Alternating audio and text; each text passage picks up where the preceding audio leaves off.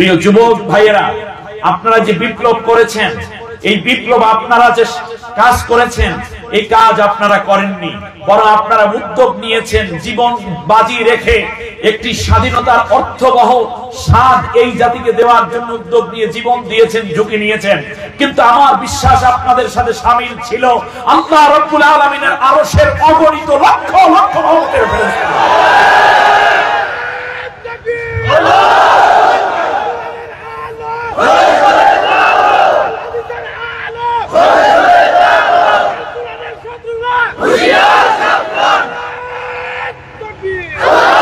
এই পৃথিবীতে আল্লাহ রাব্বুল আলামিন সবচেয়ে বড় জালেমকে পরাজিত করার জন্য সবচেয়ে ক্ষুদ্র জিনিসকে ব্যবহার করেছেন।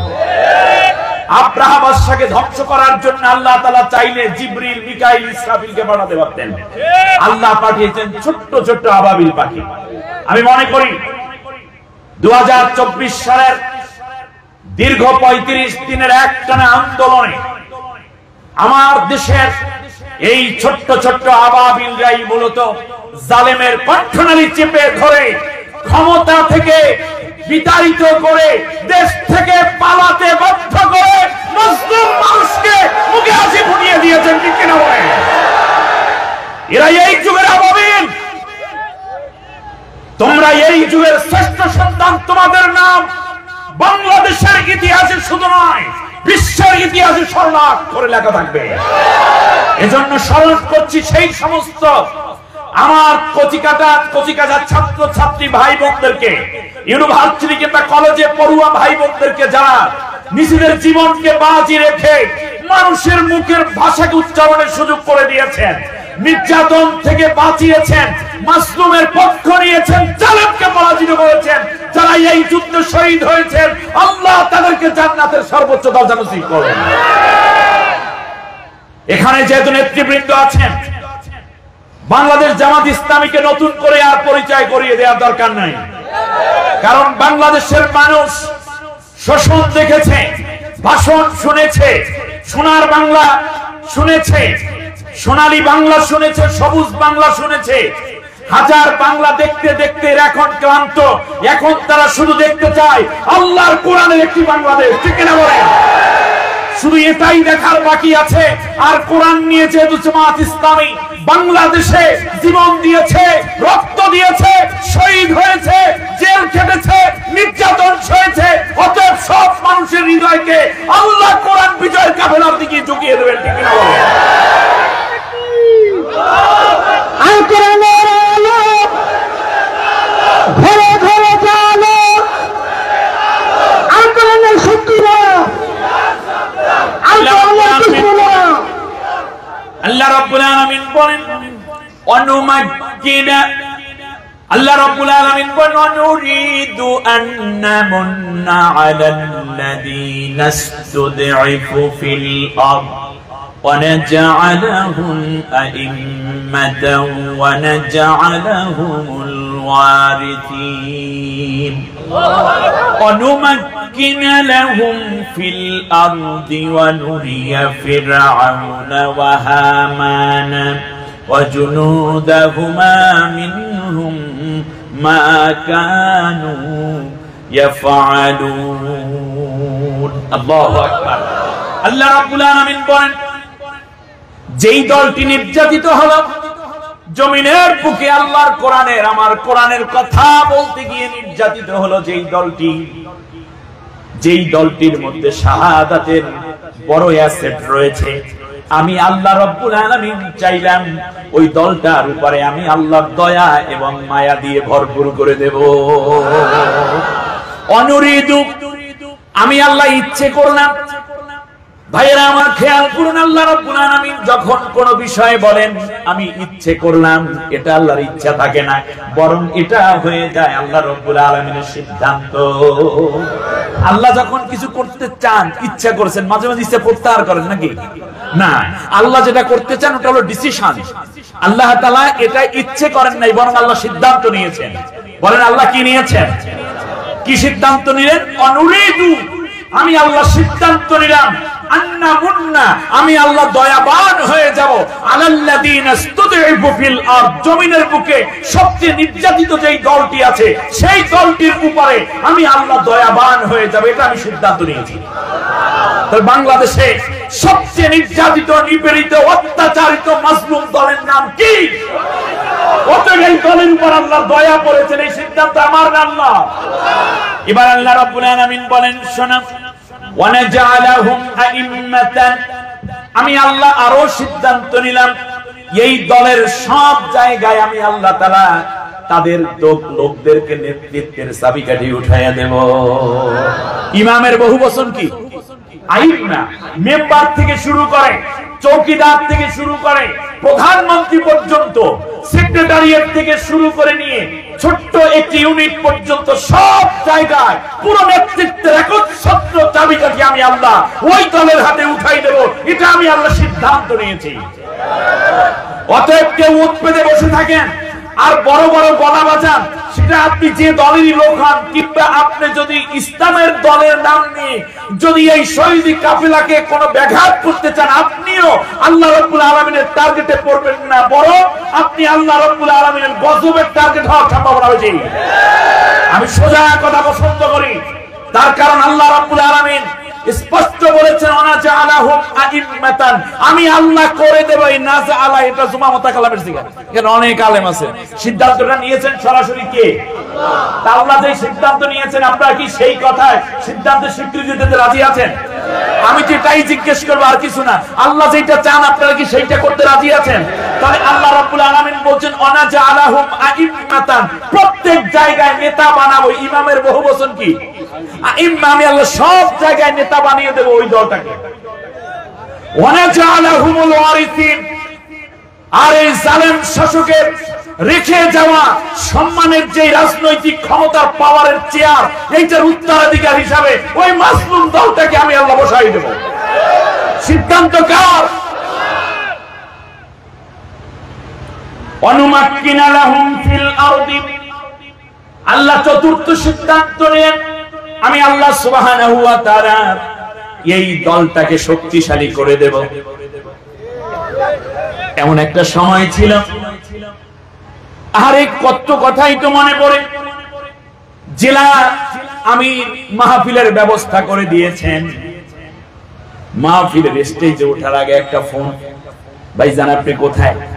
বললো, হুজুর দাওয়াত দিয়েছি, কিন্তু আমি আপনার কাছে ছুটি চাই। আদবের সাথে বলতেছে, হযরত শায়েখ, তার কারণ আমার বাড়িতে পুলিশ ইতিমধ্যে হানা দেওয়া শুরু করে দিয়েছে। জীবনে যদি এই দুনিয়ায় আপনার সাথে যদি কোনোদিন দেখা না হয়, আল্লাহ রাব্বুল আলামিন যেন জান্নাতের গেটে আমার আপনার দেখা করাইয়া দেয়। মাহফিল দাওয়াত দিলেন, তিনি স্টেজে তিনি নাই। তার বাড়িতে আমার রান্না হয়েছে, খেতে দেয় না, অন্য বাড়িতে খেতে হয়েছে। আমরা আওয়ামী লীগের লোকদেরকে মহাব্বত করে মাহফিলে আনতাম, কিন্তু কোরআনের কথাই সরাসরি যখন তার দলের অত্যাচার কিংবা ওই দলের বিভিন্ন রকমের যেই দুর্নীতি অবিচারের কথা আছে, এইটা যখন বলা হতো, সাথে সাথে মাহফিলের মধ্যেই অ্যাটাক করত। কত বড় বেয়াদব! এই মাথা খারাপ করেছে যে এই দলটি, ওই ভাইদের দোষ না। এরপরে আমি আজকে বলি, মনে রাখবেন, চিহ্নিত খুনি এবং দেশের সম্পদ লুণ্ঠনকারী দুর্নীতিবাদ চিহ্নিত যারা, এরা ছাড়া আওয়ামী লীগের সাধারণ কোন মানুষ যারা না বুঝে আওয়ামী লীগ করেছেন, তাদের উপর কোনো অত্যাচার করা হবে না। তবে অত্যাচার থেকে দুনিয়ায় মাপ পাইলেও আওয়ামী লীগ নামক ধর্মনিরপেক্ষ মতবাদ, একটি কুফরি মতবাদ বিশ্বাস করার কারণে আপনি নিশ্চিত ঈমান হারা হয়ে জাহান্নামে যাবেন। সেই জন্য আমার দাবি, আপনি দুনিয়ার মামলা থেকে বাঁচতেও আওয়ামী লীগ করার পরেও মনে রাখবেন, এত বড় খুনি একটি দল, ইসলামহীন, ঈমানহীন, ঈমান বিধ্বংসী একটি দলে থাকার কারণে পরকালে আপনি জাহান্নামে যাবেন, এটাও আমরা চাই না। এই জন্য আজকে তওবা করে আল্লাহর কোরআনের কাফেলায় শামিল হয়ে যাও। আমার এ ঘর ভাঙিয়াছে যে বা, আমি বাঁধি তার ঘর, আপন করে খুঁজিয়া মরি, যে করেছে মরে পর। অতএব আপনি মুমিন, আপনার এখনো রাস্তা খোলা আছে, আল্লাহ কবুল করুন, বলেন আমিন। সম্মানিত ভাইরা, আল্লাহ রাব্বুল আলামিন ওয়ানুমাক্কিনা লাহুম ফিল আরদ, কয়দিন আগে বাড়িতে ঘুমোতে পারে নাই, 11 বছর পরে মায়ের কাছে ফিরে এসেছে ছেলেটি। মা পেয়ে বুকে জড়িয়ে ধরেছে রাত আড়াইটা। মা তাড়াতাড়ি করে 2টা ভাত দিয়েছে সামনে, ভাতের মধ্যে লোকমা দিয়ে 1 লোকমা ভাত ডিম ভাজি দিয়ে খাচ্ছে, আর মায়ের চেহারা দিয়ে তাকায়, আর মা বলতেছে বাবা তোর কতটা দিন হয়ে গেল, 13 বছর পরে এসেছে, 133টা মামলা অপরাধ ছাত্র শিবির করে। একজন ছাত্রের নামে কত অপবাদ দিতে পারে এরা। শেষ পর্যন্ত ওই 2 লোকমা খেয়েই এরপর আবার পিছনের বারিন্দাতে দৌড়, কারণ পুলিশ আসছে। কত অত্যাচার! আল্লাহ বলছে অনুমাক্কিনা লাহুম ফিল আরদ, আমি আল্লাহ এই নির্যাতিত কাফেলাটাকে শক্তিশালী করে দেব। দায়িত্ব নিয়েছেন কে? জোরসে বলেন কে? আল্লাহ তাআলা। আল্লাহ তাআলা বলছেন কেন দেব, তার কথা শুনুন। মিনাল মুমিনিনা রিজালুন সাদাকু মা আহাদুল্লাহ আলাইহি ফামিনহুম মান কাদা নাহবাহু ওয়া মিনহুম মান ইয়ানতাযির ওয়া মা বাদদালু তাবদীলা। আল্লাহ রাব্বুল আলামিন সূরা আহজাবের মধ্যে স্পষ্ট করে বললেন, ওই সত্যপন্থী দলটির মধ্যে একদল নেতৃত্ব, একদল নেতা এবং নেত্রী এমন রয়েছে, নেতৃবৃন্দ এমন রয়েছে যার একজনকে মিথ্যা মামলায় ফাঁসি দেয়া হচ্ছে, আর একজনকে ফাঁসির রায় দিয়ে রাখা হয়েছে আগামীকাল রাত 10টায় ফাঁসি, আজকে 11টায় একজনের ফাঁসি, আরো 33 জনকে রেডি করা আছে। শুধু তাই নয়, একজনকে ক্রস ফায়ার দেয়া হয়েছে, আর একজনকে বলতেছে তুই যদি কোরআনের কথা বলো এবং ইসলামী আন্দোলন করে একামতে দ্বীনের কাজ করো, তোমাকে ওইভাবে গুলি করা হবে। একের সামনে একজনকে হত্যা করা হয়, একজনের সামনে একজনকে কিডন্যাপ করা হয়, একের পরে এক আয়না ঘরে ঢোকানো হয়। এরপরে আল্লাহ রাব্বুল আলামিন বলেন একজনকে হত্যা করে আর একজনকে হত্যার প্রস্তুত করে। এরপরেও দেখার পরেও তারা একদিন যে শপথ নিয়ে আল্লাহর কোরআনের রাজ কায়েমের স্বপ্নে শপথ নিয়ে ময়দানে কাজ শুরু করেছিলেন, লাশের পর লাশ যায়, হত্যার পর হত্যা করা হয়। এরপরেও তারা যে সিদ্ধান্ত নিয়ে কুল ইন্না সালাতি ওয়া নুসুকি ওয়া মাহইয়ায়া ওয়া মামাতি লিল্লাহি রাব্বিল আলামিন, নিঃসন্দেহে আমার নামাজ, আমার কুরবানি, আমার জীবন, আমার মৃত্যু সবকিছু বিশ্ব জাহানের রব আল্লাহ তাআলার জন্য। এই শপথ নিয়ে তারা যে ময়দানে নেমেছে, জীবনের পর জীবন যায়, এরপরও শপথ থেকে তারা এক চুল পরিমাণ পরিবর্তন হয় না। এজন্য এই কাফেলাটা আমার কাছে খুব প্রিয়, আর প্রিয় বলি আমি আল্লাহ সুবহানাহু ওয়া তাআলা তাদেরকে দয়া করেছি, আমি আল্লাহ তাআলা তাদেরকে নেতৃত্ব দেব, আমি আল্লাহ রাব্বুল আলামিন তাদেরকে রহম করব এবং আমি আল্লাহ রাব্বুল আলামিন তাদেরকে শক্তিশালী করব। আপনারা বলেন তো দেখি জামাত কি দুর্বল হচ্ছে না শক্তিশালী হচ্ছে? কত শক্তিশালী! এখন ওই ওয়ার্ডের সভাপতিকে জিজ্ঞেস করেন, ওয়ার্ডের আমিরকে, ইউনিয়ন আমিরকে জিজ্ঞেস করেন, এখন আওয়ামী লীগের বিশাল লিডার ফোন করে জিজ্ঞেস করে বাবা তুমি না বললে তো বাজারে যাইতে পারি না। মামলায় এখন এই একটাও দেয় নাই, কুল হুয়াল্লাহর সূরা পড়িয়ে ফুও দিলাম না, এর আগেই এই কাপাকাপি। হ্যাঁ, আয়াতুল কুরসি তো বহুত পড়ে। অতএব এই 18টা বছর পর্যন্ত যে ত্যাগ তারা করেছে তার ফসল আল্লাহ তাআলা বলছেন আমি আল্লাহ চাইলাম তাদের উপর দয়া করতে। আপনারা কি তাদের উপর মায়া করবেন না?